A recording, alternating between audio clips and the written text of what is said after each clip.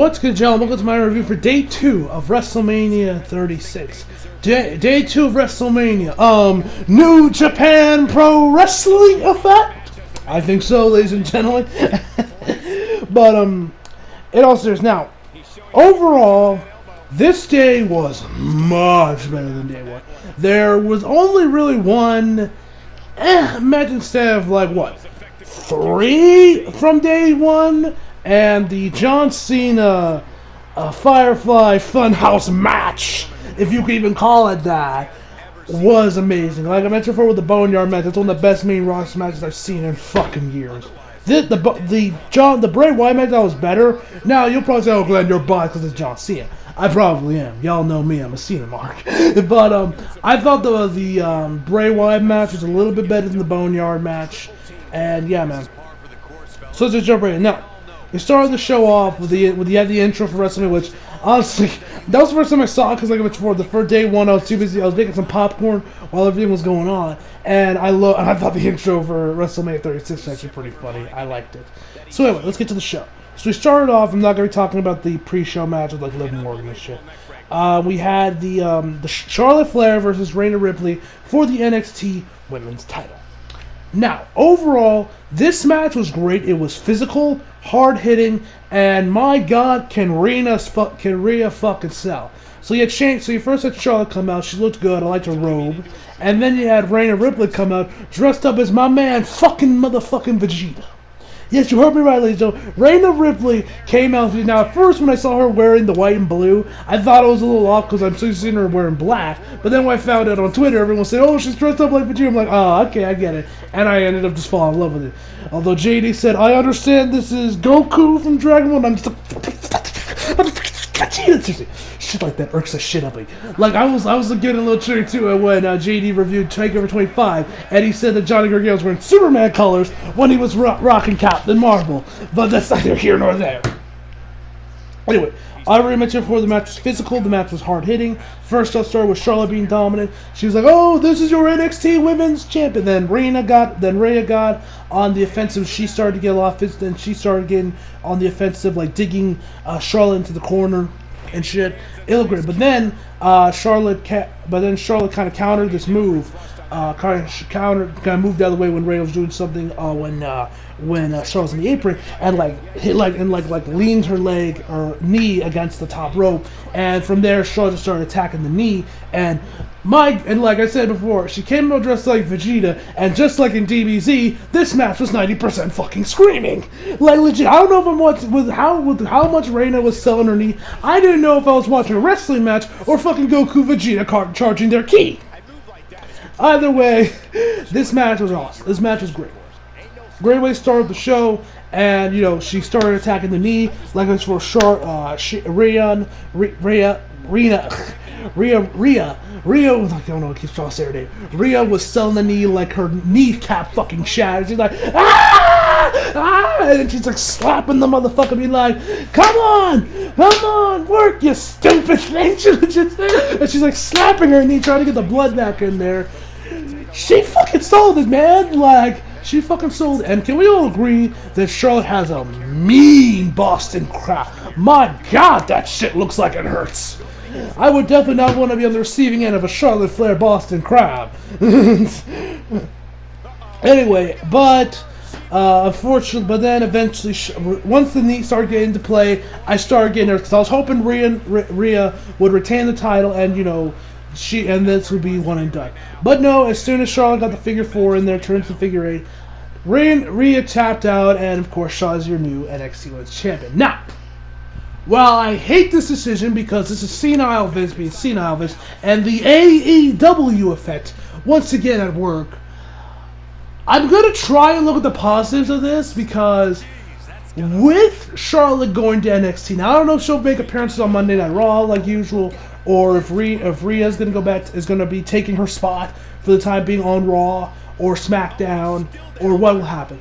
But if Charlotte's going to be sticking in NXT like what's happened with Finn Balor, this could end up being a good thing because, now granted, I don't know if Vince is going to have any say in what happens with this because we all know he's going to do this for a ratings draw to beat AEW. But as we know, Charlotte Flair is not a draw.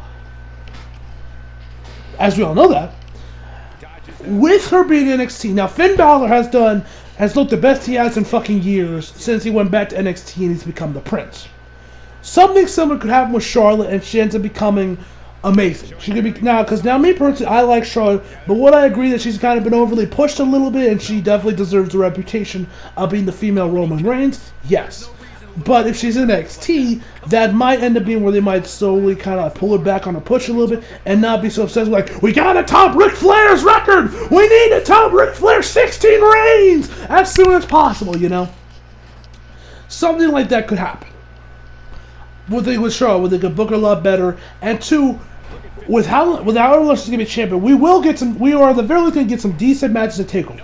Io Shirai, Bianca Belair, possibly, although I think she might be on Monday Night Raw. What happened with WrestleMania? You know, we got her, Mia Yim, Candice LeRae. Who else we got on NXT? That Toni Storm. You know, that's another option. Who the fuck else? Who else? Did I mention me? Dakota Kai. Also, how can I forget about my girl Dakota Kai. So it's not all doom and gloom. It could end up turning out great. Charlotte's booked a lot better than NXT, and we'll probably get some great matches out of it with her going against Io and all those other girls. I don't know. I'm hoping for the best, but with Vince, I'm not holding my breath. Anyway, so let's move on next time. Aleister Black versus Bobby Lashley. Don't care. Aleister Black won. Next. Then we had Otis versus Dolph Ziggler. Now, I won't lie. I have been supremely invested in the story with Otis and Dolph Ziggler, with Otis trying to get Mandy, you know, and they got Tucky. This match was good. You know, it wasn't bad by any stretch of the imagination, but this match definitely was one of those matches that they really should have saved for like SummerSlam or Money in the Bank even. Which they were promoting at the show, which I don't know how smart that is, because, you know, with the pandemic going on, we don't know. But, with this story, and this was mostly done from the crowd. You see the crowd's investment with what was going on when, you know, Otis, with the whole thing with Valentine's Day and everything else. This is something that really needed the crowd, especially when it happened at the end of the match between Mandy and Otis. This needed the crowd. This needed to be in front of a live audience. Now, a part of me is glad they still went with it anyway, instead of just like maybe done something where like some weird booking shit to try and push it back till SummerSlam to finally get, because I don't know if it would have worked as well if they did it a second time. But still, this is something where I wish it was in front of a crowd, because it would have been a lot cooler. I mean, it's still a great WrestleMania moment anyway, because, you know, hey, you got our boy Otis getting the hot blonde chick, even though redheads are far better, but that's just me. Or Japanese women, that's also a far better option than fucking blondes. It was still nice. Like, I remember on Twitter, some people were saying, like, this is like the Macho Man and Miss Elizabeth at WrestleMania 7. What was that? Was that the one where Macho Man and Miss Elizabeth reunited? Or was that the one where he said, Miss Elizabeth, I love you? You know, which one was? I don't know. That's before my time anyway. But, it was a good match. Decent. You know, Otis was out for fucking blood with Dolph Ziggler, and yet all this stuff happened last week. We found out that Sonya was getting involved in how she got deleted messages and shit.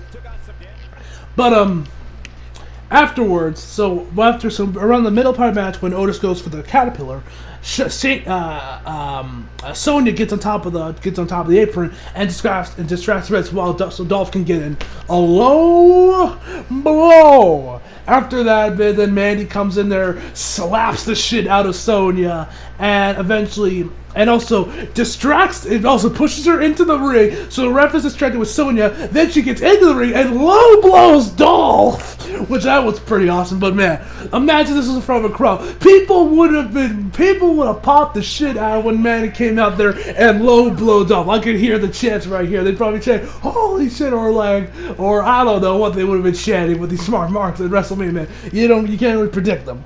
But it would have been hype, nonetheless. It would have been awesome. So, anyway, with that being said, so that would have been cool to see, man. That would have been hype.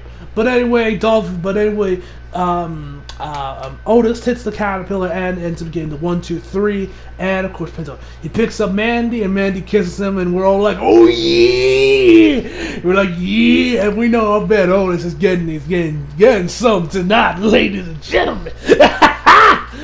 But yeah, man, match was fun. I like this at I wish it was in front of a crowd, but hey, it was a good story nonetheless, and definitely the best thing on SmackDown. Then there's shit with Rob Gronkowski. Next! Then we had the Street Profits versus Angel Garza and, who was the other guy? Austin Theory, which I've been doing Austin Theory. He looks, Jay's been calling him the next John Cena, you could tell. He even kind of looks like him too, low-key. This match, I honestly wasn't that memorable. It was fine. I don't remember really anything out of it, other than, of course, Angel Garza ripping his pants off. That's always entertaining to watch.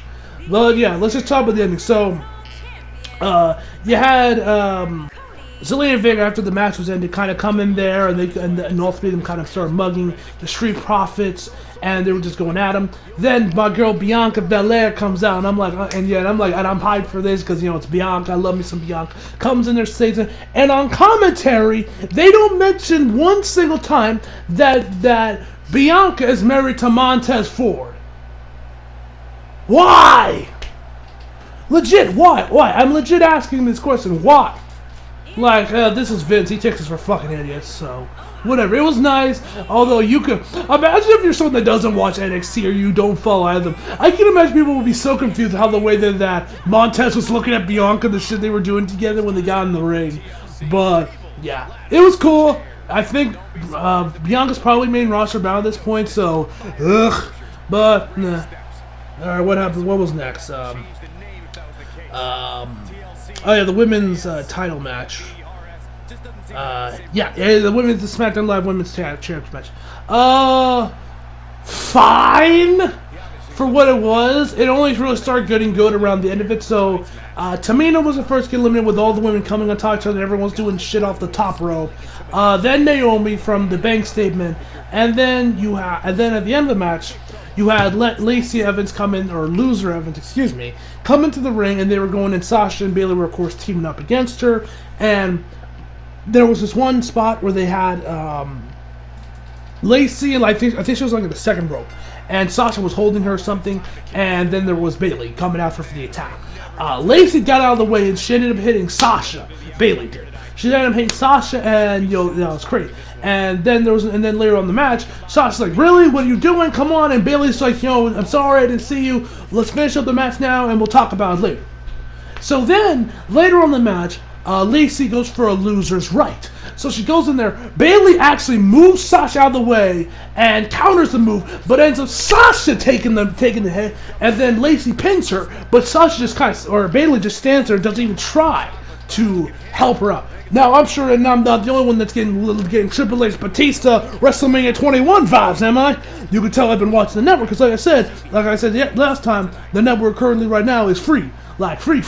Go out there, just create an account, you can watch almost everything. You can watch all the WrestleManias, all the other pay-per-views, takeovers, the recent Raws and SmackDowns. I don't know why you would, but yeah, I've been catching up on some shit, man. So anyway, after that,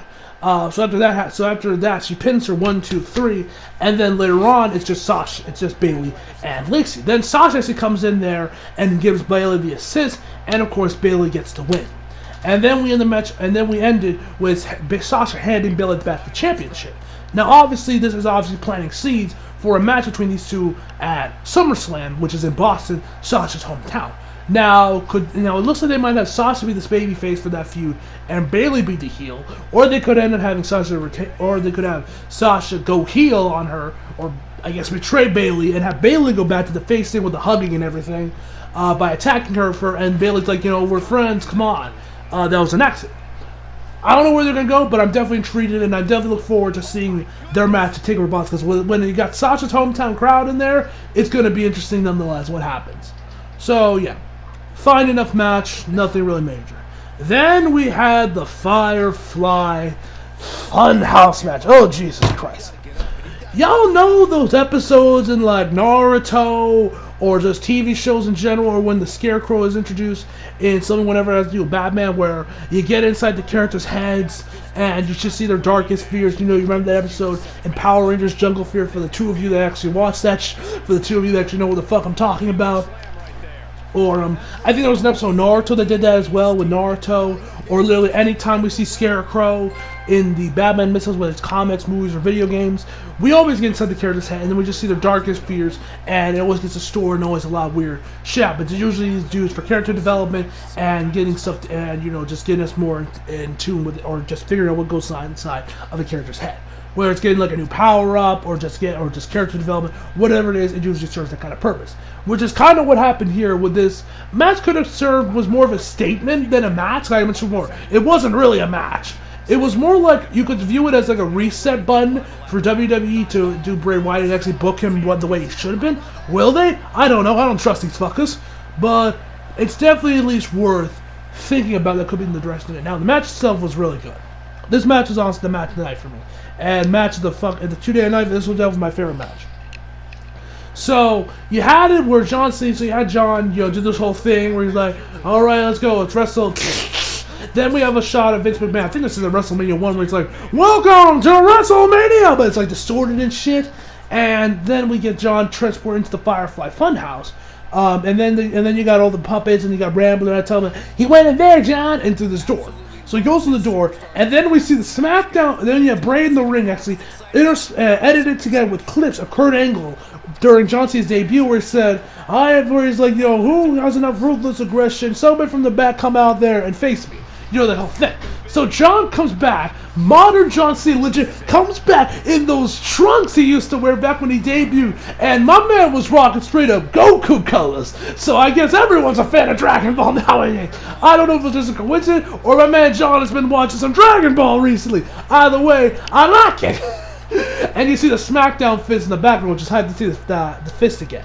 So John walks into the ring, and legit Bray's going on about this. He's like, oh boy, this is fucking embarrassing. No wonder you almost got fired, because if you guys actually watched the Ruthless Aggression documentary on the network, you found out that John actually almost got fired because this gimmick wasn't working, and because on the bus rides on a European tour, he was freestyling with Rikishi and Rey Mysterio, and that's how the Doctor of Thugonomics got born, because he showed it to Stephanie, and Stephanie's like, yo, you want to do this on TV? And that's how the Doctor of Thugonomics got born. Fun fact for y'all. So anyway, after that, so we got that match. So you got that, and then John is and Bray. While Bray's just talking, he says, John says his ruthless aggression goes for that slap, but Bray keeps dodging. He just keeps saying ruthless aggression, and he just keeps going and going, but Bray keeps missing. Then after that, you see John get transported into the Doctor of Thugonomics. He's actually rocking his WrestleMania 20 or 35 gear from last year's WrestleMania, which I guess is, for the love of God, John, debut on some new attire. Give me a new color. I'm sick and tired of looking at that lime green. Like, go back to the You Can't Stop Me stuff that you were wearing earlier last year at, like, Super Showdown in Australia or whatever, with the blue armbands, the blue wristbands, which are the ones I got and wearing currently. Just give me something. I'm tired of looking at you've been wearing the same lime green for, like, a year, almost 2 years now. Change it up a bit, John. Come on, I know you're a part-timer because you're doing all this stuff with Hollywood, but for the love of God, give me something new, man. Please. Anyway, enough of my little mini rant on John not wanting to change his colors. Afterwards, so after you had the stuff with the Doctor coming out there, and he only can speak in rhymes, and John notices that, he's like, oh, I can only speak in rhymes. And Bray is going on. John's actually calling him like a slut for opportunities, but he blows them all. But he blows them. I forget exactly what he said. He also threw some shade at Bray Wyatt by calling him Husky Harris. Shout out to the two of you that actually remember that from NXT season 2. Yes, I watched that. To think that became Bray Wyatt, man, it's fucking weird. So you had that. What else? And then at the end of the promo, Bray actually retaliates by calling John the Golden Goose, and that he has always had to work for everything, but everything is handed to him. He has unlimited opportunity because he's the Golden Goose, the Golden Boy, all that shit. And then John to finish up the promo by saying, "You'll have D's nuts." He legit says like D's nuts. He legit says it like that, D's nuts in your face, in your face or whatever, and throws him like a pack of nuts. I love it when John does that thing with the nuts. I always find that hilarious. And he also brought up this thing where John takes people's like weaknesses and makes jokes out of them, which I'm thinking is like the only thing I think of when I think of that. Well, one is probably a Vince McMahon thing that Bray's referring to. There's a lot of Vince in here actually, and you also had like on commentary, you had the Vince McMahon puppet be there, and he's like with the devil horns and everything. He's saying, "Do you have enough ruthless aggression? Do you have enough to sacrifice to work hard and be one of the best here? Otherwise, you're fired." That was before he got the whole doctor stuff. And then you had him on commentary along with Macho the Buzzin'. Great shit. If you guys did not watch this match, you guys skipped WrestleMania, y'all need to go back and watch it just for that. Just for the Firefly Funhouse match. I'm not doing it justice with this video. Y'all need to go back and watch it if you didn't. So anyway, after that, so when you got those two in commentary, and he says, and that's the way I say about the whole thing. It actually reminded me, because if I remember correctly, back in the day, when John Cena and Sheamus were first feuding around 2010-ish for the WWE Championship, John Cena would always usually come out and insult Sheamus because of how white his skin was. I remember I see signs of him coming out of mayonnaise, and I know that because I would also make jokes about that too. Little 10-year-old Glenn, thinking, well, I always have a soft spot for John Cena's sense of humor, but that's just me. So anyway, after all that happened, eventually we actually see the original Bray Wyatt back in 2014, and John actually switches his gear once again and switches over to the 2014 gear. Same with the neon green wristband and the shirt "You Can't Stop Me." Yes, I pay attention to the detail because this is John Cena. But so you got that, and you got Bray doing this whole promo being like, "Why didn't you listen, John? They wanted me, John. Come on, man. You could hear it. Why didn't you listen?" And then you got clips from WrestleMania 30 going on with the crowd saying, "He's got the whole world in his hands. He's got the whole wide world in his hands." How many of y'all remember Extreme Rules that year? You had that little kid with a sheet mask singing that shit. That was some creepy shit. Like, what was it, like a steel cage match they had that year? But I'm going off topic. But yeah, you had that and some other stuff. I'm very excited what Brace said. Then we also got some WCW shit in here as well. With John coming out in a WCW shirt with the World Heavyweight title with the NWO spray paint on it, legit like air guitaring like Hulk Hogan with the bang, bang, bang, bang, bang. Like I said, this match was batshit insane. And then at the end of it, you had John Cena back in his normal attire. Oh, also, no. Except for you also had this one part. Like I know I'm probably going all over the place in that, but I don't remember the whole thing. But anyway, let me continue. So where Bray goes down his knees and he goes on his knees. And he's like, "Do it, John! Finish what you started. Fix the mistake you made." Which, if you guys remember, the storyline for WrestleMania 30 was that he was going to expose John Cena and all this stuff for the monster he really is. And John takes the steel chair that he brought in that he snapped from Bray and goes hit, but he misses Bray. And later on, the Fiend comes in there, locks in the mandible claw, and gets him down. He also hits him, and then turns him into a Sister Abigail. Hits that. Then while John's on the ground, goes for the mandible claw again, and then Mr. Rogers Bray Wyatt comes in there and counts to 1, 2, 3, and that's the end of the match. Yeah, batshit insanity. I didn't do the match justice. If you guys did not watch it, go back and watch it. It's fucking awesome. If you guys like the Boneyard, this is definitely something that's going to be quite divisive among people. But if you like that. If you like that match, if you like the Boneyard match, you'll like the one. Now, before I talk about the main event, I almost completely forgot about this. We got to talk about the last man standing match between Edge and Randy Orton. Which, fun fact, did y'all know the last time these two faced off against each other one-on-one pay-per-view was at Over the Limit 2010? The only reason I'm bringing that up because when I found out the network was going for free, I went back and rewatched Over the Limit 2010 because it was the first pay-per-view I ever saw, and I wanted to relive my childhood. And it was fun to rewatch it. Then I think it was after the CM Punk match between Rey Mysterio and if Punk loses, he loses his hair. I remember that after that they were showing the stuff. They were showing like the promo and stuff for Randy Orton and Edge, and I was like, "Wait, what? This is the last time they faced one-on-one?" And then I felt super fucking old because that was 2010. It's now 2020. Now it's 2020. Feeling old yet? I know I did. I was like, God, I feel so old. They were both in their 30s then, now they're both in their fucking 40s. I was 10 years old, now I'm fucking 20. Ugh. I feel so old, but anyway. Now, actually, one other thing I gotta tell the Bray Wyatt match before I go into the last thing. I gotta say this. There was a part, I think this was actually when they had the Saturday night's main event intro play, and they had they had Bray come out with John Cena, but he was called John Longmus, I think it was, his name was. It was something that sounded like a porn star name, to be honest. And he's out there pumping iron, and Vince says, it's such good shit. The Vince McMahon puppet legit says, it's such good shit. How Bray and John got Vince to okay that, I don't know. But hey, man, I loved it. I was dying when that happened. So anyway, let's talk about the Last Man Standing match. So, first off, loved Edge's jacket, the red with the red jacket. I fucks hard with that. That's what Lita said. Okay, enough of that. But anyway, so Edge comes out, does his entrance and everything. No pyro, which every time he puts his arms out in the air with like the rocks, with the devil horns, and there's no pyro, it looks wrong. And they didn't even have what's his name do the announcement where he says, "Oh, excuse me, I gotta prepare for this. Excuse me, guys, give me a second." Okay, I'm ready.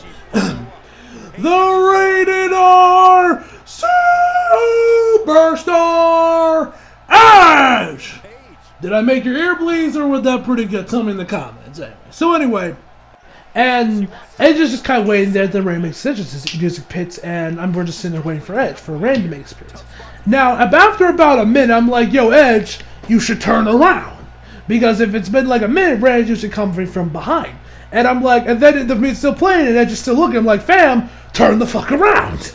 Like, legit, Edge has known Reign for his entire career. Turn the fuck around. He's called the Viper, the Apex Predator. Turn the fuck around.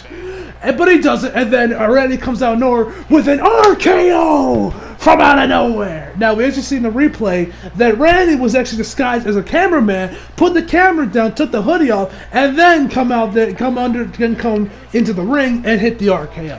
It was awesome. And of course, Randy just like staggered from this. The ref wants a visual, wants Edge to actually see if he's okay. He says, "Yeah, I'm good." Start the match. He gets on his feet, and they start the match. Randy comes after him a couple times with more RKOs. Edge is struggling to get back on his feet because, of course, the neck injury. Now the match actually went 36 minutes. Overall, I thought the match was great. I think if you shaved out about 10 minutes of this match, I probably would have said this match was awesome.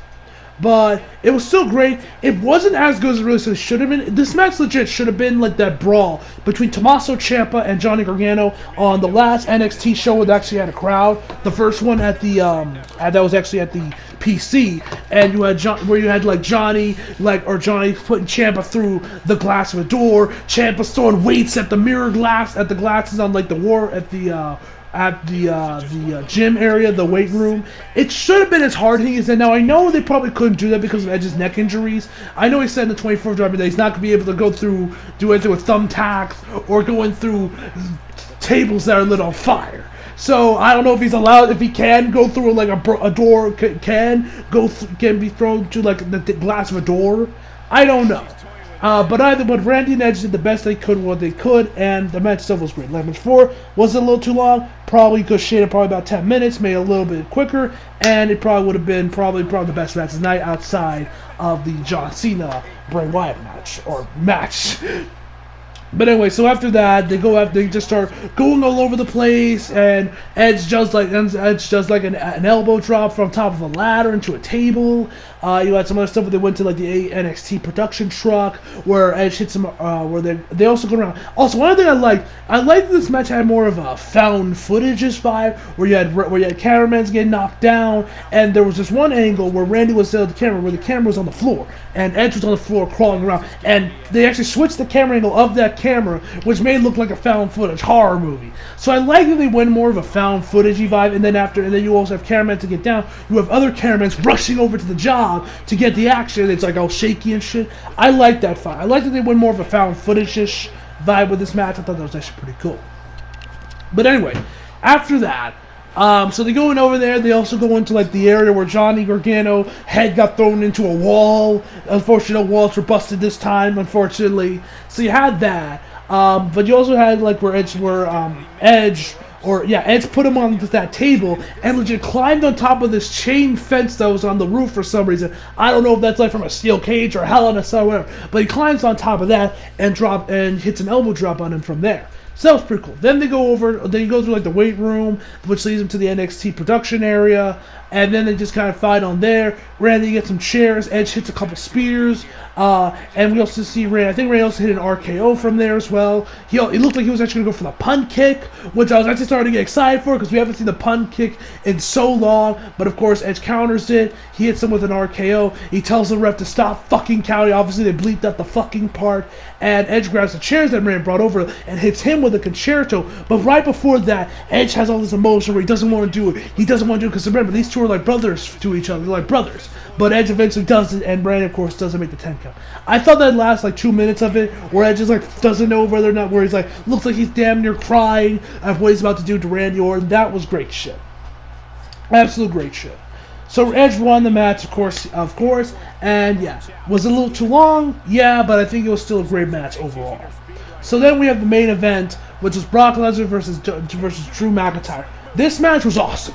It was short, yeah, it was just nothing but them kicking out of each other's finishers and shit, but I really dug it. I thought the match was great, and Brock Lesnar definitely showed up to work today.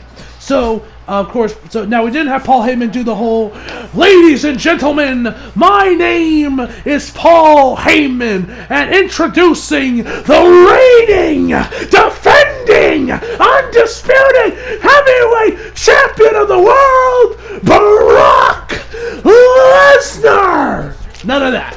I probably made the mic probably just was peaking like hell throughout the whole thing, so I'm sorry for that. But none of that, which kind of sucked. I'm like, the fuck. But anyway, so yeah, Brock hit an F5.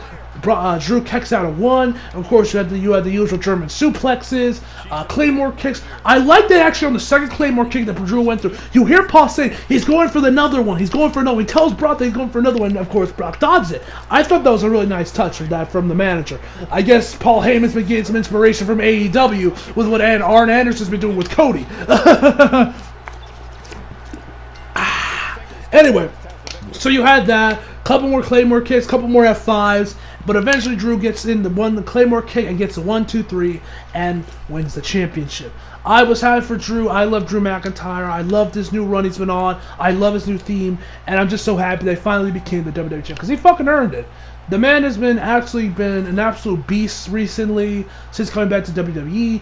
And I'm glad to see him finally become the champion. Now, does WWE fuck up his reign? We'll hope to God not. I hope to God Jinder Mahal stays far away from the fucking championship. Because, you know 3MB and all that shit. And have you seen his Instagram lately? Oh, God. Oh, God. I don't want to get PTSD in 2017. Please, for the love of God, spare me, Vince. Anyway. So that is the end of my review for WrestleMania 36. Overall, the show was better than I expected. It was good. Overall, I would give this day an 8.5 out of 10. I always want to give it a 9 just for the Bray Wyatt match, but I think it's better if I keep it at 8.5. And overall, I'd probably give the show, 2 days included into 1 rating, an 8 out of 10, probably. So yeah, hope y'all enjoyed the video. Leave a like if you did, subscribe if you're new. Follow me on Instagram, Twitter, flag links on the description box below. And as always, come back for more. See you guys next time.